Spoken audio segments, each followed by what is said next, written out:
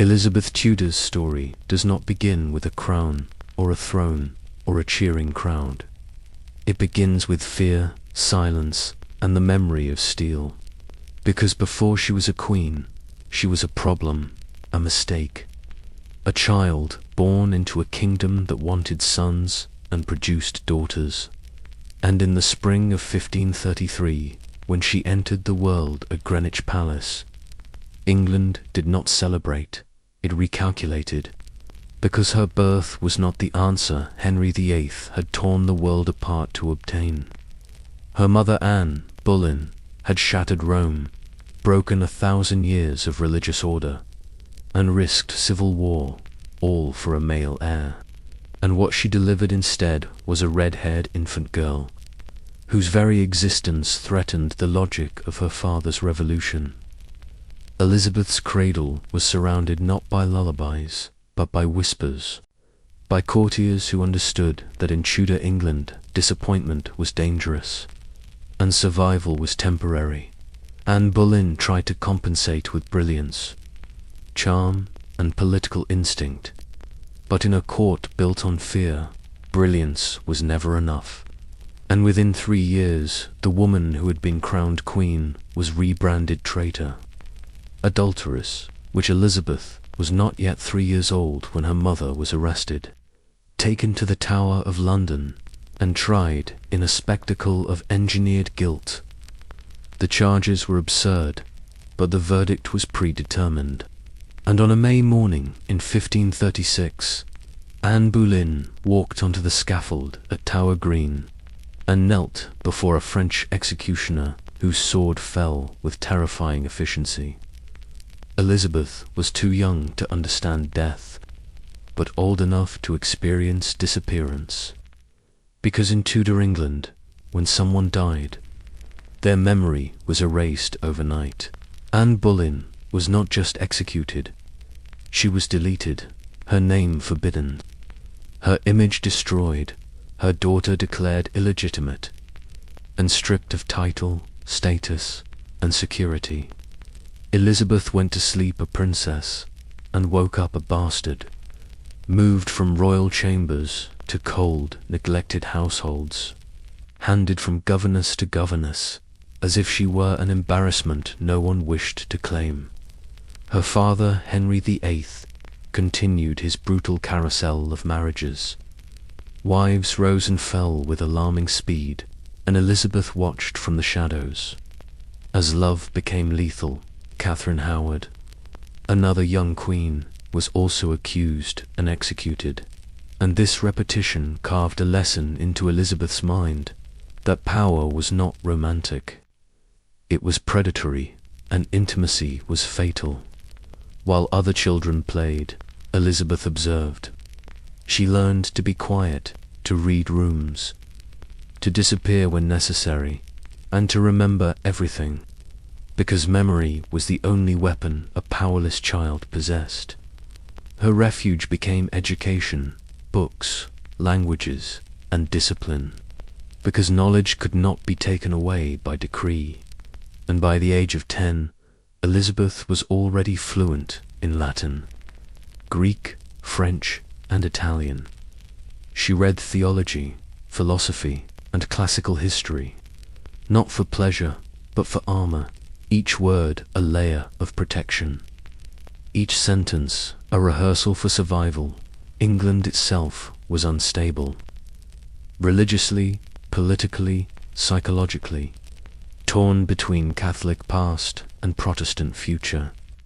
And Elizabeth stood at the fault line, a living symbol of that fracture. Her half-brother Edward briefly became king, and under his reign Protestantism advanced, but his health failed rapidly, and when he died, England once again held its breath, because the throne passed to Mary Tudor, Elizabeth's older sister, daughter of Catherine of Aragon, devout Catholic, deeply wounded and burning with resentment. Mary did not see Elizabeth as family. She saw her as a reminder of humiliation, illegitimacy, and danger. The country shifted violently back toward Rome. Protestants burned in public squares, and the smoke of executions darkened London's skies, Elizabeth became the focal point of hope for reformers, and that made her a threat to the crown. She did not seek rebellion, but rebellion gathered around her name. And in 1554, after Wyatt's rebellion, Mary ordered Elizabeth's arrest. Guards arrived without warning, and Elizabeth was taken by boat through the Traitors' Gate into the Tower of London, the same gate her mother had passed through 18 years earlier, and the symbolism was unbearable. The stones remembered, the river remembered, and history seemed to be tightening into a noose. Elizabeth was interrogated relentlessly, accused of treason, conspiracy, heresy, yet she confessed to nothing, because she had learned that innocence was irrelevant. Only restraint mattered, and in a freezing cell she waited, listening to the echoes of footsteps, the scrape of iron, the sharpening of blades, knowing that execution did not require guilt, only convenience. For weeks England debated whether to kill her, and Elizabeth wrote letters crafted with surgical precision, respectful, obedient, ambiguous. She survived by refusing clarity, by mastering delay, and when Mary finally released her, placing her under house arrest instead, Elizabeth emerged thinner, quieter, and infinitely more dangerous, because she had learned the central truth of power, that survival is victory and patience is dominance.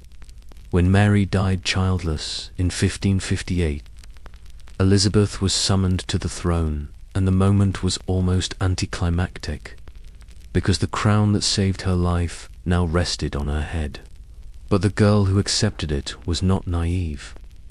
She was forged by loss, shaped by observation, and sharpened by terror.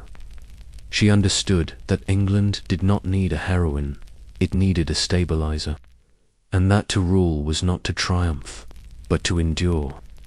The child of the scaffold had learned to breathe beneath the blade, and that lesson would define everything that followed. When Elizabeth Tudor placed the crown upon her head in November 1558, she did not inherit a kingdom, she inherited a wound. England was poor, divided, exhausted, and watched closely by enemies who believed her reign would be brief. Spain weighted France, calculated Rome, condemned, and inside her own borders faith had become a blade, sharpened against neighbor and kin.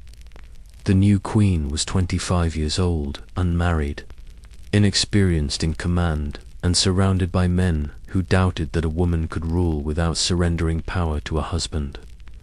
Yet Elizabeth understood something her critics did not, that the throne was not a seat of authority, but a balance of forces, and the moment one side tipped, England would tear itself apart. Her first challenge was religion, because faith had already killed her mother, nearly killed her, and burned hundreds in her sister's reign. Catholic or Protestant was not a theological question in Tudor England, it was a matter of loyalty, identity, and survival. Elizabeth chose neither extreme. Instead, she engineered what history would call the Elizabethan settlement, a compromise so carefully constructed it angered everyone and satisfied enough to hold.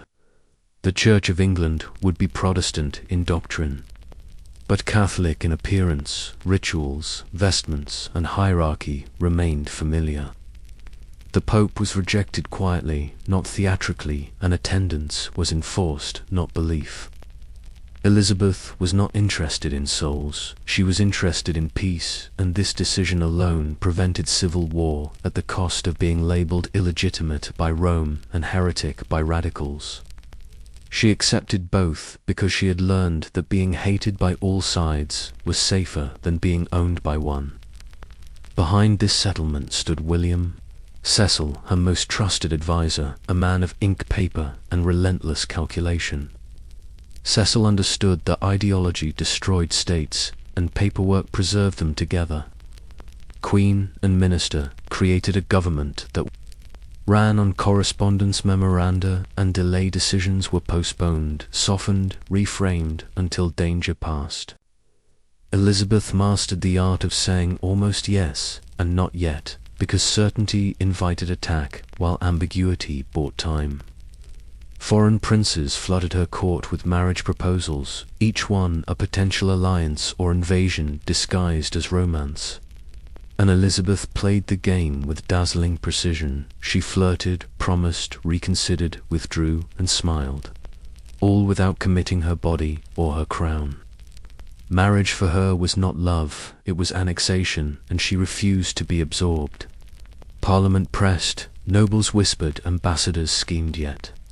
Elizabeth held firm, turning her unmarried state into political leverage. She was courted by Spain, France, Sweden, Austria, and she entertained them all, because as long as she remained desired, England remained untouchable. Meanwhile, inside the palace, her personal life unfolded quietly and dangerously. Robert Dudley, Earl of Leicester, was her closest companion, confidant, and temptation. He knew her before the crown, before the mask, and she trusted him more than any other man. But Dudley was married, and when his wife, Amy Robsart, died under mysterious circumstances, Elizabeth understood instantly that public opinion would never forgive her. If she married him, love could cost her the throne, so she sacrificed intimacy for survival, and this sacrifice hardened her resolve. Transforming her private loneliness into public myth, she became the Virgin Queen not because she rejected desire, but because she mastered it. Elizabeth cultivated image with the same precision she applied to policy. Portraits, wigs, costumes, and symbolism were not vanity, they were statecraft. Her face became an icon, her body a symbol of continuity, and England a reflection of her permanence. Beyond the palace walls, life remained harsh. London swelled with migrants, poor laws attempted to control, begging inflation, strained markets. Plague returned without warning, and food prices sparked unrest. Elizabeth responded not with generosity, but with management. Grain was stockpiled, wages regulated, vagabonds punished, yet the system held together, just enough to prevent revolt. When she travelled on royal progresses through the countryside villages, lined roads, throwing flowers, cheering Gloriana, not because they knew her, but because seeing her meant stability, safety, and spectacle. The crown was not distant, it was visible, and that visibility mattered. Beneath the surface, a darker architecture was forming. Sir Francis Walsingham, Elizabeth's spymaster, built a web of surveillance, unseen but omnipresent. Coded letters, invisible ink, intercepted couriers, informants, embedded in taverns, courts, and churches. England was surrounded by plots. Catholic Europe dreamed of invasion, replacement, assassination, and Elizabeth herself was the prize or the obstacle, depending on the plan. Walsingham believed that mercy invited catastrophe, and he was prepared to stain his hands to keep the Queen alive. Elizabeth allowed it because she knew that innocence did not protect a ruler, only foresight did. At the center of every conspiracy stood Mary, Queen of Scots, Catholic, charismatic, and legitimate in the eyes of Rome. Mary was both prisoner and symbol, and Elizabeth's most dangerous mirror. One queen ruled by restraint, the other by impulse, and for 19 years England held its breath as coded letters traveled hidden in beer barrels, promises of rebellion and rescue whispered across borders. Elizabeth hesitated again and again, because killing a crowned queen was a line that once crossed could never be uncrossed, but delay was her signature, and she waited until proof became undeniable. As years passed, Elizabeth's rule solidified not through conquest but through survival. Each crisis diffused, each war postponed, each rebellion isolated, until England grew accustomed to peace, and peace allowed culture to bloom. Theatres opened, language flourished, identity formed not around blood but around belonging. Elizabeth did not conquer, she consolidated, and in doing so she quietly transformed a fragile island into a coherent state. By the time enemies realized her strength, it was already entrenched because she had outlasted expectation and rewritten the terms of power. The girl who learned to wait had become a queen who ruled by time itself, and England moved forward not because she was fearless, but because she understood fear better than anyone alive. For nearly 2 decades the most dangerous battle of Elizabeth's reign was fought without swords or banners because it unfolded silently through ink, paper, and waiting. Mary, Queen of Scots, was not simply a rival, she was a living alternative future for England. A Catholic queen with royal blood, beauty, and foreign backing whose existence alone undermined Elizabeth's legitimacy. Elizabeth understood this threat instinctively, because Mary represented everything she herself might have been. Had fate turned slightly differently impulsive, romantic, and surrounded by men eager to rule through her. When Mary fled Scotland and crossed into England seeking protection, Elizabeth made a decision that defined her reign. She did not kill her, and she did not free her, she contained her. Mary was placed under comfortable imprisonment, moved from castle to castle, treated as a guest, yet watched relentlessly because Elizabeth believed time would weaken Mary more effectively than violence. But captivity did not silence Mary, it sharpened her sense of destiny, and across Europe, Catholic powers whispered her name as a promise of restoration. Plots multiplied, each one more elaborate than the last, and Elizabeth's survival depended on knowing everything without appearing to know anything. Francis Walsingham expanded his intelligence network, turning England into a listening state. Letters were intercepted, copied, decoded, and resealed. Confessions were overheard. Agents posed as allies while quietly reporting betrayal. The most infamous channel of communication was the beer barrel scheme, barrels delivered to Mary's household with letters hidden inside, believed to be secure from interception, but every message passed first through Walsingham's hands. Mary wrote, believing she was orchestrating rebellion, approving invasion, and authorizing Elizabeth's assassination, unaware that her words were condemning her line by line. Elizabeth was deliberately shielded from the mechanics of this trap because she needed plausible distance. She wanted evidence without authorship and guilt without fingerprints. When the Babington plot finally emerged, revealing Mary's consent to murder the Queen, Elizabeth did not rejoice. She recoiled because she understood what execution meant. It would destroy the illusion that monarchs were protected by divine right and replace it with a terrifying precedent that crowns could fall by paperwork alone. She delayed, argued, blamed advisors, and even attempted to soften responsibility, but the evidence was absolute, and delay now endangered the realm itself. In 1587, Mary, Queen of Scots, was executed, and Europe reacted with shock and fury. Spain prepared war, Rome cursed England, and Elizabeth retreated into silence because survival had required sacrilege. The removal of Mary did not bring peace, it removed restraint. Philip II of Spain no longer hesitated and assembled the largest invasion force the world had ever seen, the Spanish Armada, a floating crusade of ships, soldiers, and priests designed to crush Protestant England and erase Elizabeth's reign entirely. England panicked, beacons flared along the coast, and the navy scrambled against impossible odds. Elizabeth responded, not as a general, but as a symbol, riding to Tilbury, to stand before her troops, clad in a silver breastplate over white silk, collapsing gender and authority into spectacle, and declaring that though she had the body of a weak and feeble woman, she possessed the heart and stomach of a king, and of a king of England too. The speech was calculated, theatrical, and devastatingly effective, because belief can move men where orders cannot.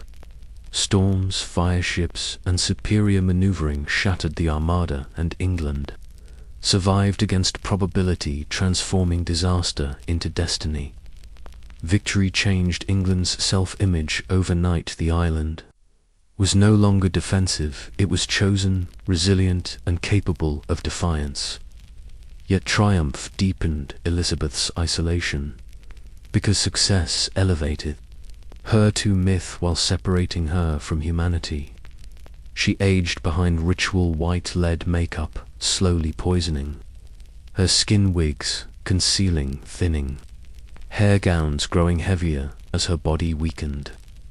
Court favorites rotated rapidly, each replacing intimacy with loyalty, none more dangerously than Robert Devereux, Earl of Essex, young, arrogant, and reckless. He embodied ambition without patience and mistook affection for entitlement.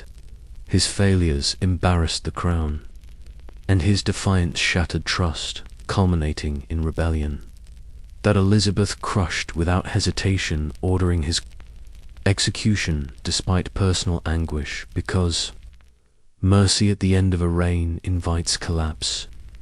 As a century closed, England prospered culturally, economically, and politically. Theatres thrived, trade expanded, and national identity hardened around endurance rather than conquest. Elizabeth ruled increasingly through silence, rarely appearing yet always present, because her absence itself became authority. When she finally died in 1603, England did not descend into chaos. The succession passed smoothly, proving that her greatest victory was not survival but continuity. The war with Mary, Queen of Scots, the defeat of the Armada, and the mastery of delay had reshaped the nature of power itself. Elizabeth had not conquered her enemies, she had outlasted them, and in that long waiting lay the most unsettling lesson of her reign, that endurance can be more decisive than victory and restraint, more powerful than force. To understand how Elizabeth survived for 44 years on a throne, surrounded by assassins, foreign powers, and religious extremism, one must look not at her speeches or her armies, but at the invisible machinery that operated beneath her reign, because England in the late 16th century was not protected by walls alone, it was protected by information, fear, and anticipation. This machinery was built and sustained by Sir Francis Walsingham, a man whose name rarely appears in popular memory, but whose methods define the modern intelligence state. Walsingham believed that England was permanently one letter away from collapse, and that mercy without knowledge was suicide. Under his direction, the Crown developed the most sophisticated surveillance network Europe had ever seen. Spies were not confined to courts and embassies, they operated in taverns, ports, monasteries, merchant houses, and even confessionals. Catholic priests were followed not for belief, but for movement. Messengers were intercepted, not to stop delivery, but to copy and reseal letters. So conspirators condemned themselves unknowingly. Codes and ciphers became weapons. Invisible ink was used to hide messages that appeared only when heated cipher wheels rotated alphabets into nonsense, and trusted couriers vanished if compromised. Walsingham employed cryptanalysts, whose sole task was to break these codes, a process that could take weeks and required immense patience, but patience was England's greatest resource. This intelligence web extended across France, Spain, the Low Countries, Rome, and Scotland, and was funded quietly because secrecy mattered more than credit. Elizabeth understood the necessity of this darkness, but deliberately maintained distance, because a queen must appear merciful even when ruling through fear. Walsingham absorbed the moral cost of surveillance, torture, and entrapment, so the crown could preserve its image. The most chilling example of this system was the psychological war against Mary, Queen of Scots, who, though imprisoned, remained the axis around which Catholic hope revolved. Mary believed she was communicating securely with supporters through hidden channels, including letters smuggled inside sealed beer barrels, delivered to her household. What she did not know was that Walsingham had infiltrated the supply chain. Every barrel, every letter, every word passed through his hands. Messages were removed, copied, decoded, resealed, and delivered, intact, creating the illusion of secrecy while constructing an archive of treason. Mary wrote, believing she was coordinating rescue, invasion, and assassination, while in reality, she was documenting her own guilt, line by line. Elizabeth was aware that surveillance was occurring, but refused to see its mechanics, because plausible deniability protected her conscience and authority. She wanted proof without authorship and guilt without fingerprints. When the Babington plot finally emerged, revealing Mary's written approval of Elizabeth's murder, the Queen reacted, not with triumph but terror, because she understood the precedent.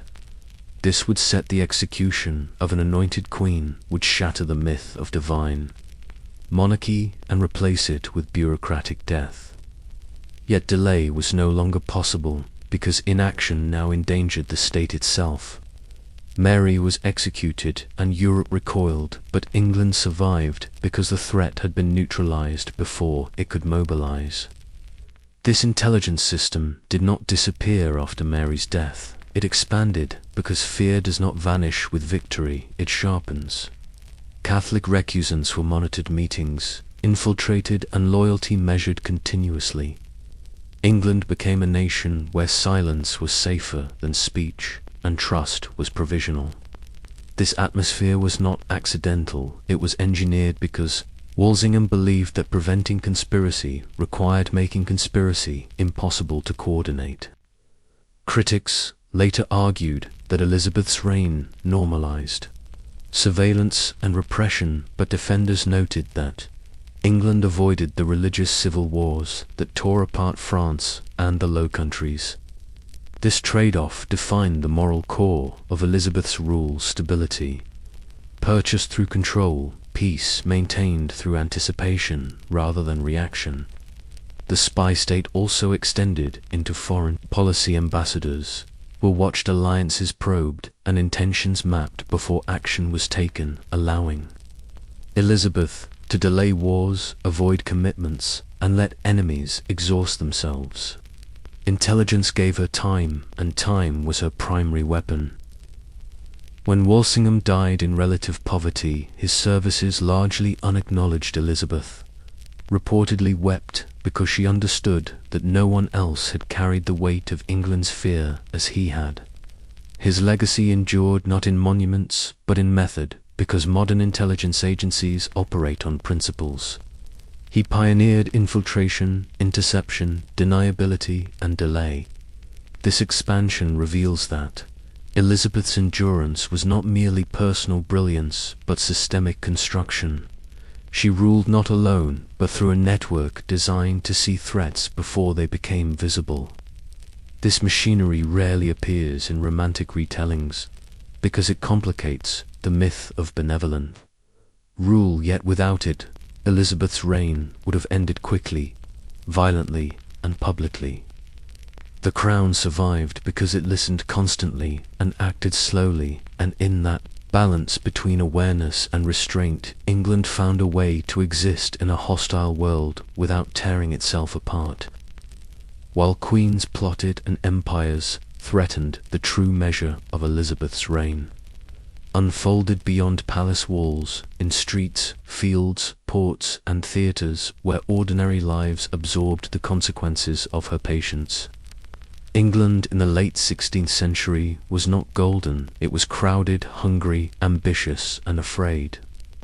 London swelled beyond its medieval boundaries, packed with migrants, apprentices, sailors, beggars, and opportunists, drawn by rumour and necessity.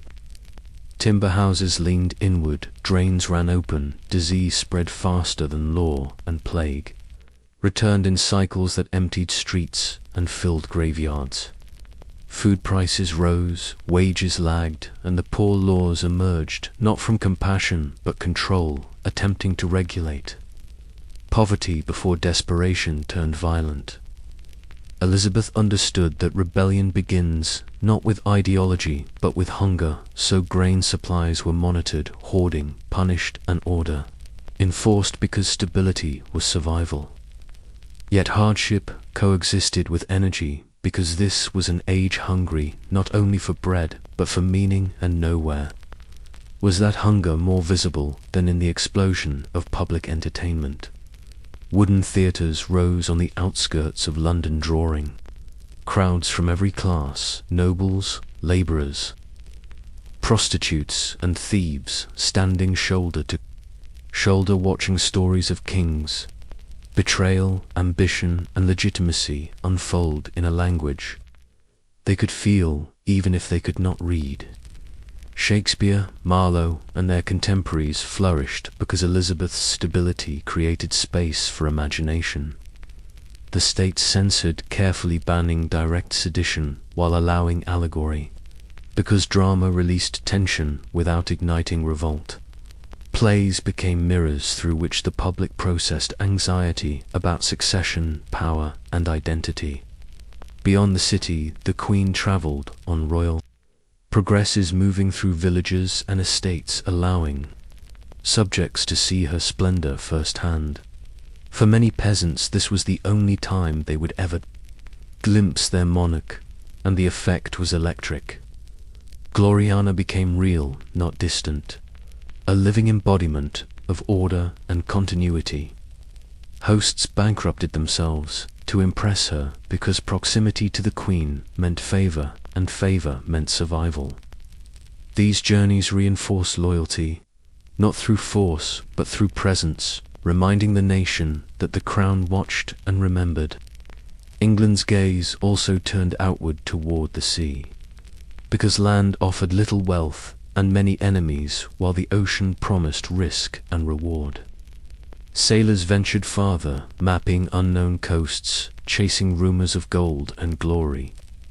Privateers operated under royal approval, blurring piracy into patriotism, attacking Spanish ships and returning with treasure that funded the crown and the navy. Francis Drake circumnavigated the globe, transforming England's sense of scale and possibility. When Elizabeth knighted him aboard his ship, she signaled that exploration was now state policy. Sir Walter Raleigh spoke of Virginia and new worlds, framing expansion as destiny while courting the Queen with words and ambition. Yet exploration carried darker currents. John Hawkins pioneered England's involvement in the transatlantic slave trade, transporting enslaved Africans to the Americas with royal backing. Elizabeth's coat of arms adorned ships that trafficked in human suffering, a fact later softened by myth, but essential to understanding the moral cost of empire. This contradiction defined the age: progress built on exploitation, vision shadowed by violence. Elizabeth did not create empire fully, but she sanctioned its foundations, because power demanded resources and morality bowed to survival. Ordinary people felt this expansion through foreign goods, new words, and growing national confidence. England mattered now beyond its shores. Yet daily life remained precarious, and law, harsh vagrancy, punished brutally, and social order enforced through fear and ritual. Elizabeth balanced firmness with symbolism, presenting herself as mother of the nation while allowing institutions to discipline bodies beneath her image. This separation preserved affection while enabling control. Culture flourished because tension was managed, not erased, and out of this management emerged a national identity, resilient, adaptable, and increasingly self-aware. England was not unified by love, but by endurance, by the shared experience of surviving plague, hunger, war, scares, and uncertainty under a ruler who refused to panic. Elizabeth's genius lay in understanding that people do not need perfection, they need continuity, and in providing that continuity, she allowed art, exploration, and ambition to grow around her like vines around a steady wall. The Golden Age was not a gift, it was a consequence of restraint and the lives of commoners. Theatergoers, sailors, and farmers were shaped as much by what Elizabeth did not do as by what she did. Her reign did not make life easy, but it made it possible, and in that possibility, England began to imagine itself as something more than a fragile island clinging to survival. To understand Elizabeth's reign only through crowns, speeches, and wars is to misunderstand England itself, because the true nation lived beyond palaces in hunger, labor, fear, and fragile hope. 16th century England was economically unstable, its population rising faster than land wages or food supply could sustain. London expanded uncontrollably, pulling rural poor toward the city with the promise of work that rarely existed. Overcrowded streets, filled with beggars, apprentices, sailors, widows, and displaced farmers who had lost land to enclosure. Unemployment became common, and crime turned into a survival strategy rather than a moral failure. Elizabeth and her advisors recognized early that poverty, if treated only as sin, would inevitably become rebellion. This led to the expansion of the Poor Laws, a system that for the first time treated poverty as an administrative problem rather than a spiritual crime. Each parish was made responsible for its own poor. Funds were raised through local taxation. Relief was offered in the form of work rather than charity, and discipline replaced compassion, because the state feared idleness more than suffering. Those who could work and refused were punished publicly, while those deemed deserving were controlled through assistance. This system did not eliminate hardship, but it slowed collapse, creating a fragile stability built on regulation rather than mercy. Daily life remained harsh. Bread prices fluctuated, clothing was expensive, fuel scarce, and most people worked from dawn until exhaustion. Within this environment, Elizabeth's royal progresses carried enormous psychological weight. When the Queen traveled through towns and villages, ordinary people saw their ruler, often for the only time in their lives. She was not merely a woman, but the face of order itself. Villagers bankrupted themselves to host her, borrowing money, decorating streets, and staging performances because proximity to the monarch meant recognition, and recognition meant protection. Poverty did not disappear, but people felt seen, and this perception reduced unrest more effectively than force. Cultural life expanded alongside hardship, because, in uncertain societies, storytelling becomes necessity rather than luxury. Theatres flourished despite poverty, because plays offered language for fear, ambition, betrayal, and survival. Audiences from every class stood together watching stories that reflected their own anxieties. Kings betrayed fathers, displaced legitimacy, questioned. Shakespeare's success lay in giving voice to an age that lived without guarantees. The state understood the danger of art and imposed censorship through the Master of Revels, banning direct political criticism while allowing allegory because symbolic release prevented violent expression. Culture became a pressure valve, allowing frustration to surface without exploding. At the same time, England's attention turned increasingly toward the sea, because land offered limited opportunity while the ocean promised wealth and power. Exploration was not romantic ambition alone, it was economic necessity. Spain and Portugal dominated global trade routes, and England risked permanent marginalization. Elizabeth quietly supported privateering, allowing figures like Francis Drake and John Hawkins to act as unofficial extensions of state power, attacking Spanish shipping and returning wealth that funded the navy and stabilized the crown.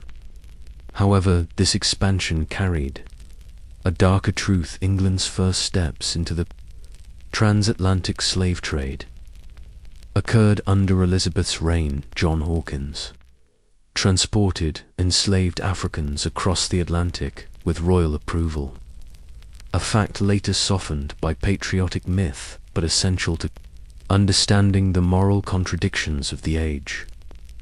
Elizabeth did not openly celebrate this trade, but she did not stop it because it strengthened England's economy and weakened rivals. Here her Machiavellian pragmatism becomes undeniable. Survival outweighed morality, and the benefits of exploitation flowed invisibly into everyday life through cheaper goods, sugarcloth, and trade revenue. Ordinary people rarely understood the source of these comforts, but they lived within a system built partly on distant suffering. England became a paradox, a society where culture flourished, identity strengthened, and stability grew, while injustice operated quietly beneath the surface. Elizabeth did not resolve this contradiction. She managed it, because her goal was not moral purity but national endurance. Common people continued to struggle, but they believed that order was preferable to chaos, and this belief sustained her popularity. They were not content, but they were contained, and containment prevented collapse. This expansion reveals that Elizabeth's power extended beyond policy into bread, wages, theatre, and conscience. Her reign did not make life easy, but it made it survivable, and in societies on the edge, survival is often mistaken for success. Elizabeth's England did not thrive because it was just, but because it endured, and that endurance reshaped the nation more deeply than conquest ever could. As the years passed and enemies learned that Elizabeth could not be hurried, she turned increasingly to image as her most reliable instrument of rule. Power once secured by patience now required belief, and belief had to be maintained deliberately. From this necessity emerged the carefully engineered myth of Gloriana, the Virgin Queen, a figure at once woman and symbol, mother and monarch, untouched by marriage, yet wedded to the realm itself. Elizabeth understood that visibility without control invited familiarity, and familiarity bred contempt. So she made every appearance a performance, calibrated down to fabric, color, gesture, and silence. Portraits were standardized, showing her ageless, radiant, and serene, regardless of the years etched beneath paint. Pearls covered her gowns, signaling purity. Moons, suns, and globes announced constancy, sovereignty, and reach. Wrinkles, scars, and illness were erased because decay in a ruler suggested vulnerability, and vulnerability invited challenge. Yet this image came at a cost, because the woman beneath the icon was aging painfully. Smallpox had scarred her skin, white lead makeup masked the damage, while slowly poisoning her body, causing hair loss, fatigue, and pain. Wigs replaced her natural red-haired dresses, grew heavier, reinforced with wire jewels and padding, transforming clothing into armor designed to hide fragility and project permanence. Elizabeth accepted this suffering because the state required illusion more than comfort. Nowhere was this fusion of image and authority more powerful than during the crisis of the Spanish Armada, when England faced annihilation, and fear rippled through every port and village. Elizabeth chose presence over retreat, riding to Tilbury to address her troops, knowing that sight could steady where orders could not. She appeared before them, wearing a silver breastplate over a white gown, collapsing gender expectation into spectacle and delivering words that history would never forget, declaring that though she had the body of a weak and feeble woman, she possessed the heart and stomach of a king, and of a king of England too. The speech was not spontaneous, it was crafted to bind identity, loyalty, and survival into a single moment, and it worked. Because belief transformed fear into resolve. Storms shattered, the Armada fireships scattered the fleet, and England interpreted survival as divine endorsement of her reign. After victory, Elizabeth leaned further into symbolism, becoming more distant, more ceremonial, allowing myth to harden around her because distance preserved authority. Court ritual intensified, access narrowed, and the Queen herself became increasingly unreadable. Yet beneath the grandeur, loneliness deepened because image could not replace intimacy, and age narrowed her circle of trust. Favorites rose quickly and fell hard, none more dangerously than Robert Devereux, Earl of Essex young. Handsome and impulsive, he filled the emotional space left by Dudley and embodied youth, ambition, and recklessness. Elizabeth both indulged and restrained, him treating him as protege son and potential successor in temperament if not title. Essex mistook affection for entitlement, believing popularity could substitute for patience and daring for judgment. His failures embarrassed the crown, and his refusal to accept discipline shattered trust, culminating in open rebellion that forced Elizabeth to confront the final test of her philosophy. She chose order over affection, authorizing his execution despite personal anguish, because mercy at the end of a reign invites collapse. This decision hardened her isolation and marked the closing chapter of her emotional life. As the century waned, Elizabeth ruled increasingly through silence, rarely appearing, yet always felt because absence itself had become power. Her refusal to name a successor persisted not from spite, but from understanding that declared futures dissolve present authority. Her body weakened, her temper sharpened, and ritual replaced conversation as governance. She refused to lie down, believing rest meant surrender, and attendants described her standing for days, supported by cushions, staring into nothing, as if confronting memory itself. The coronation ring symbolizing her marriage to England had swollen into her finger and had to be cut away, a painful echo of the sacrifices that defined her reign. When she finally died in 1603, she left no children, no husband, and no Tudor heir, yet England did not fracture because she had built endurance into institutions and expectation. The succession passed smoothly to James of Scotland, proving that her greatest achievement was not domination but continuity. Elizabeth's reign demonstrated that power does not always shout, it often waits. It does not always conquer, it often endures, and through image, patience, and restraint she transformed vulnerability into stability. The Virgin Queen was not a denial of humanity, but a strategy, and in that strategy lay her lasting influence on how power is imagined, performed, and survived. As Elizabeth moved into the final decade of her reign, time became her most relentless adversary because enemies could be delayed, negotiated, or defeated, but age could only be endured. The court still glittered, but it glittered like a stage after the audience has departed, filled with ritual rather than warmth, and memory rather than intimacy. The generation that had risen with her was gone, Cecil, Dudley, Walsingham, all dead, leaving behind a queen surrounded by younger men who revered the crown but could not understand the woman who wore it.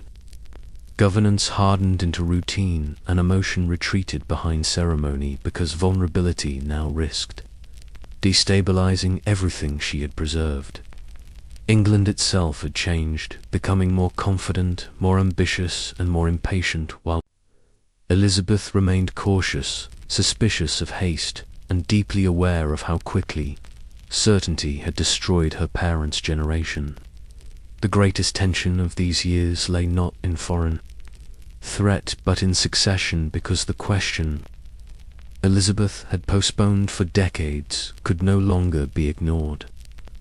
Parliament pressed, nobles whispered, and foreign courts speculated, yet Elizabeth refused to speak a name because she understood that once the future was declared, the present would lose meaning. This silence frustrated England, but it also preserved stability because no faction could rally around a successor while she lived. Into this volatile atmosphere stepped Robert Devereux, Earl of Essex, the embodiment of everything. Elizabeth was no longer young, impulsive, heroic, and hungry for glory. She had raised him, indulged him, and believed she could shape him into disciplined loyalty, but Essex wanted speed, spectacle, and decisive action, qualities that clashed violently with Elizabeth's philosophy of delay. His disastrous campaign in Ireland humiliated the crown and exposed his recklessness, yet Elizabeth's anger was rooted not in failure alone, but in betrayal, because Essex had defied instruction and sought personal redemption over national stability.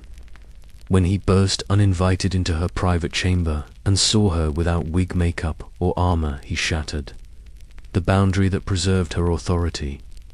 From that moment, trust was irreparable, because to see the Queen as merely human was to misunderstand the source of her power. Essex returned to London desperate, resentful, and convinced that popularity could substitute for legitimacy, leading a foolish rebellion that collapsed almost immediately. Elizabeth responded with the clarity of someone who had outlived sentiment, ordering his execution without hesitation, because mercy now would signal weakness and invite chaos. The death of Essex marked the final extinguishing of personal attachment in her reign, and afterward the court grew colder, quieter, and more distant, as if emotion itself had been exiled. Elizabeth withdrew, refusing counsel, resisting rest, and clinging to motion, because motion meant life, and stillness meant surrender. Her health deteriorated, joints ached, appetite vanished, and sleep became elusive, yet she continued to stand, walk, and rule, through sheer will, refusing to lie down, because she believed if she rested, she would never rise again. Attendants described her standing for days, supported by cushions, staring into nothing, lost in memory, calculation, or perhaps reckoning. Her coronation ring swollen into her finger, symbolizing the marriage she had made with England, decades earlier, had to be cut away by force, a brutal echo of the sacrifices that defined her life. Finally, exhaustion claimed what enemies never could, and Elizabeth was carried to bed, relinquishing the posture of resistance that had sustained her for so long. She died in the early hours of March 24, 1603, leaving behind a nation prepared not for collapse, but for transition, because continuity had been her final gift. James of Scotland ascended peacefully, proving that Elizabeth's greatest triumph was not conquest or glory, but the normalization of endurance. She had taught England how to survive uncertainty, how to wait, how to adapt, and how to resist the temptation of absolutes. The child born in fear, under the shadow of a scaffold, had become a ruler, who governed through patience, restraint, and psychological mastery. Her final years were not radiant, but they were decisive, because she refused to allow sentiment to undo stability. Elizabeth's reign ended not with spectacle, but with silence, and in that silence lay the ultimate expression of her power, the ability to depart without leaving chaos behind. Elizabeth's death closed a life, but it did not close a question, because what she represented continued to trouble power long after her body was gone. Historians have searched for verdicts, asking whether she was cruel or compassionate visionary, or manipulator, feminist icon, or reluctant tyrant. Yet none of these labels fully contain her, because Elizabeth was not an answer. She was a method. She ruled at a moment when the medieval world was collapsing and the modern one had not yet formed, and in that unstable space she chose endurance over purity, patience over certainty, and delay over force. England survived her reign not because it was strong, but because it was not rushed into destruction. She refused absolute answers, religious, ideological, or personal, and that refusal prevented civil war, invasion, and fragmentation. This makes her unsettling because modern culture prefers leaders who decide boldly rather than rulers who hesitate deliberately. Elizabeth teaches that hesitation can be strategic, that ambiguity can be protective, and that survival itself is an achievement worthy of remembrance. Her reign left contradictions unresolved. Ireland remained scarred. Intolerance persisted. Surveillance became institutionalized. An empire was seeded with exploitation, including the early English participation in the slave trade, sanctioned under her authority. These truths complicate her legacy, but they also make it honest, because Elizabeth ruled as a state actor, not a saint. She did not build empire fully, but she stabilized the conditions that allowed it to grow. She did not create art, but she protected the space in which Shakespeare, language, and identity could flourish. The England that emerged from her reign was no longer merely an island clinging to survival. It was a nation conscious of itself, patient in crisis, and prepared for uncertainty. Her image endured because it was engineered to outlast flesh. Gloriana, Virgin Queen, Mother of the Nation, these were not fantasies, but tools designed to unify belief around continuity. Even today, her legacy echoes in how power is exercised quietly through institutions, optics, delay, and narrative, rather than spectacle alone. Leaders who last rarely conquer. They absorb pressure, they wait, they choose when not to act. Elizabeth mastered this long before political theory named it. Her life reminds us that history is not always shaped by those who win decisively, but by those who refuse to disappear when the world insists they should. The child who learned silence beside a scaffold became a ruler who governed through waiting, and that waiting reshaped a nation's future. This story does not ask for admiration, it asks for attention, because the questions Elizabeth leaves behind are unresolved and persistent. How much compromise survival requires, how much power a single person should hold, and whether endurance is nobler than victory.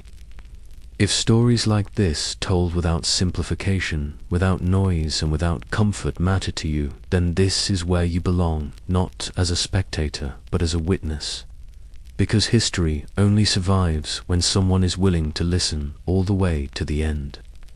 What follows after Elizabeth is not silence, but inheritance, because every system she stabilized, every delay she mastered, and every compromise she engineered echoed forward, shaping monarchs, empires, and modern power itself.